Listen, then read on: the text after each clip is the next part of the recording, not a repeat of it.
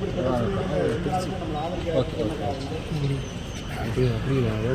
அப்படி புரிஞ்சுப்பாங்க. பயங்கரவாத தாக்குதலை எடுத்து இந்திய இராணுவம் ஆபரேஷன் சிந்தூர் என்னும் பதிலடி தாக்குதலை நடத்தியது.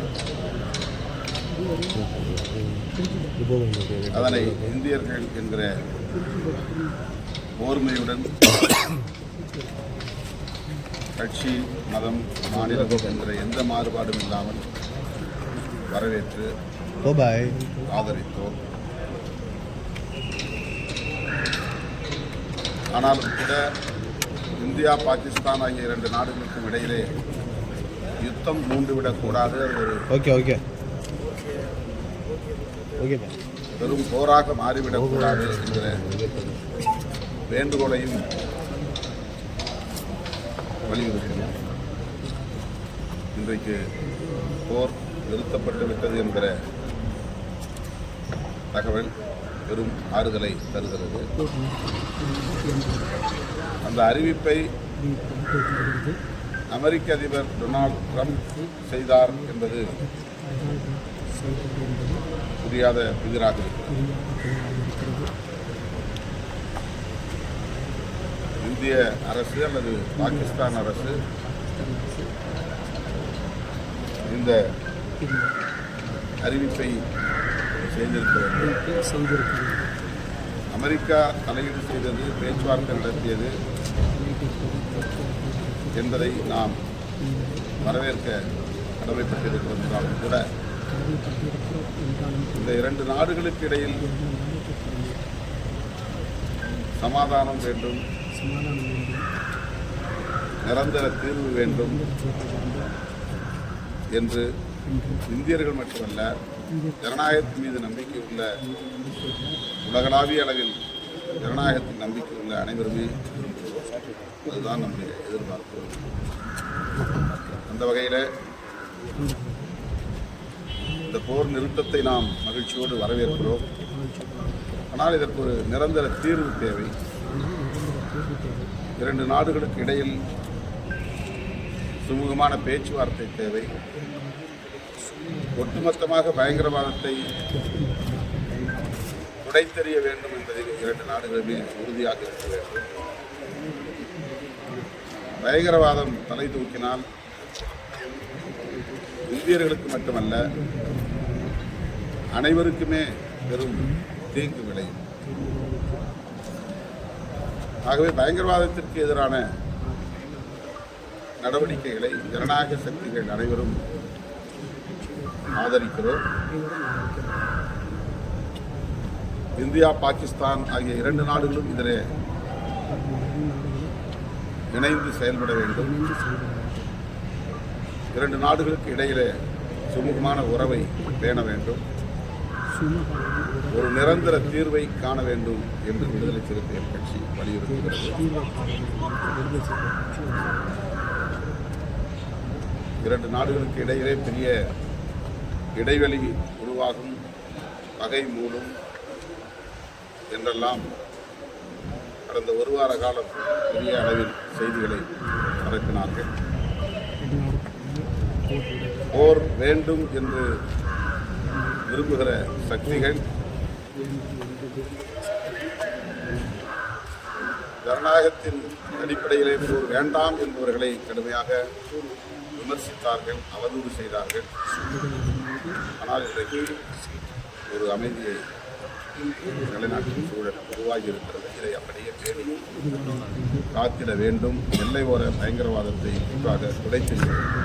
இந்தியாவில் ஒரு அப்பாவி மக்கள் மீது தாக்குதல் இருந்தால் உலக வரைபடத்தில் இருந்து பாகிஸ்தான் அடித்தொழிக்கப்படும் அப்படின்னு சொல்லி அண்ணாமலை சொல்லியிருக்காரு. இதை நீங்கள் எப்படி பார்க்குறீங்க? ஒரு கற்பனாவாதம் இது.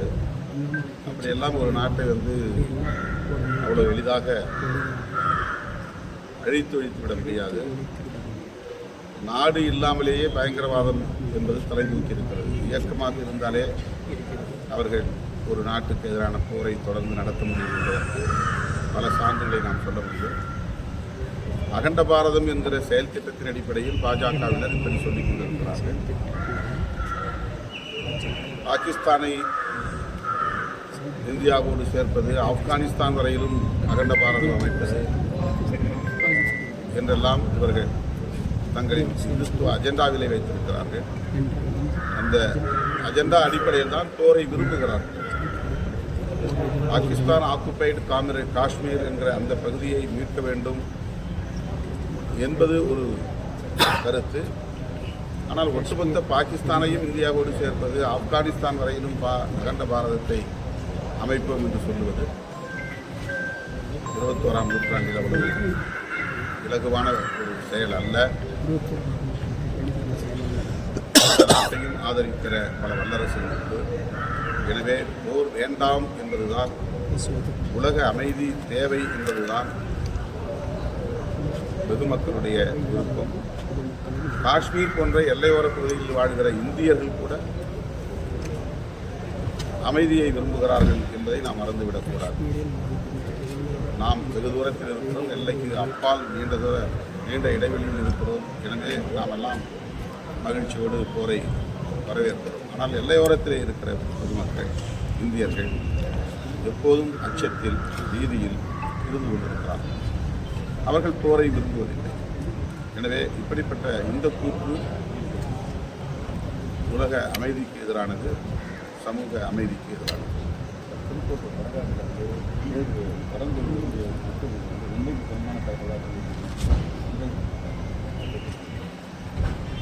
பொதுமக்களிடமிருந்து கிடைத்த தரவுகளின் அடிப்படையில் தான் அந்த கருத்தை சொன்னேன். பாதிக்கப்பட்ட தலித் மக்கள் முத்துமாரி அம்மன் தேர் திருவிழாவின் போது சாமி கும்பிட போயிருக்கிறார்கள். ஒவ்வொரு தேர் திருவிழாவின் போதும் அவர்கள் சாமி கும்பிடுகிற போது வடத்தை தொடுவது அவர்களுக்கான பாரம்பரியம். அந்த பாரம்பரிய உரிமை என்று நான் சொல்லவில்லை. அவர்கள் வடத்தை தொட்டு அதன் பிறகுதான் அந்த ஒரு முதல் மரியாதையாக அவர்களுக்கு அளிக்கப்பட்ட பிறகுதான் வடம் தேர் நகரம் என்ற பொருளில். ஆனால் தேர் வடத்தை தொடுவது எல்லோருக்குமான உரிமை. தலித்துகளும் இங்கே சென்று இருக்கிறார்கள். சிலர் அவ்வாறு சென்றபோது அவர்கள் விரட்டியடிக்கப்பட்டிருக்கிறார்கள் அல்லது தாக்கப்பட்டிருக்கிறார்கள் என்ற தகவல் ஒரு தரவாக நமக்கு கிடைத்தது. காவல்துறை முற்றாக அதை மூடி மறைக்க முயற்சித்தது. பெட்ரோல் பங்கில் 2 தரப்பை சார்ந்த இளைஞர்களுக்கு இடையிலே ஏற்பட்ட தகராறு தான் இது, கோயில் தகராறு இல்லை என்று சொன்னார். அடைக்கலம் தந்த ஐயனார் கோயில் என்ற ஒரு கோயில் அங்கே இருக்கிறது. ஆதி திராவிடர் மற்றும் சமூகத்தை சார்ந்தவர்கள் அந்த கோயிலை வழிபட்டு வருகிறார்கள். அதை ஒட்டியுள்ள 1 ஏக்கர் பரப்பளவுள்ள இடம் அவர்களின் பயன்பாட்டில் இருந்திருக்கிறது. அண்மை காலமாக அந்த இடத்தை பிற சமூகங்களை சார்ந்த இளைஞர்கள் ஆக்கிரமித்து விளையாடி கொண்டிருந்த நிலையில் வழக்கு பதிவாகி நீதிமன்றத்திலே விசாரணை நடந்து ஆதி திராவிடர்களுக்கு சாதகமான தீர்ப்பு வந்ததாக சொல்லப்படுகிறது. ஆனால் அந்த தீர்ப்பை நடைமுறைப்படுத்த காவல்துறை தயாராக இல்லை.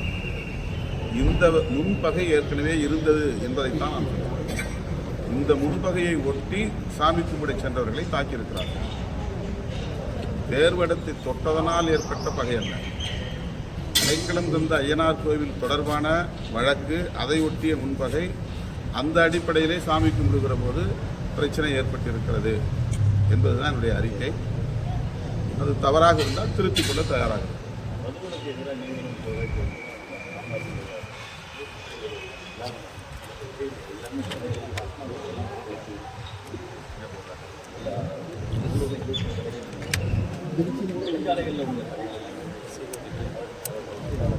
கடைகளை நிரந்தரமாக மூட வேண்டும், தற்காலிகமாக அல்ல, நிரந்தரமாக மூட வேண்டும் என்பது என்னுடைய பதிவு.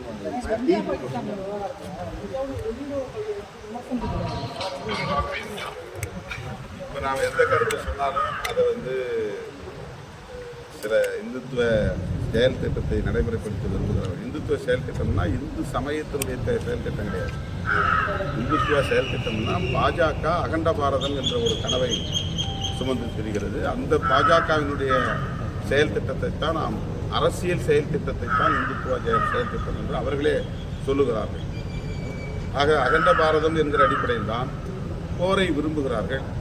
வெளியுறவு கொள்கைகளையும் அவர்கள் தீர்மானிக்கிறார்கள். இப்போது நாம் அதை எந்த பொருளில் சொன்னாலும் அவர்கள் அதை கடுமையாக எதிராக பார்ப்பார்கள். பிஜேபி பாட்டாளி கட்சியில் இடம்பெற மாட்டாங்க இன்னும் உறுதியாக இருக்குங்களா? உறுதியாக இருக்கும். எங்களுக்கு எந்த ஊசலாட்டம் திமுக பாமக அரட்டும் பார்ப்போம். முடியும் அதான் வரட்டும். முடியும்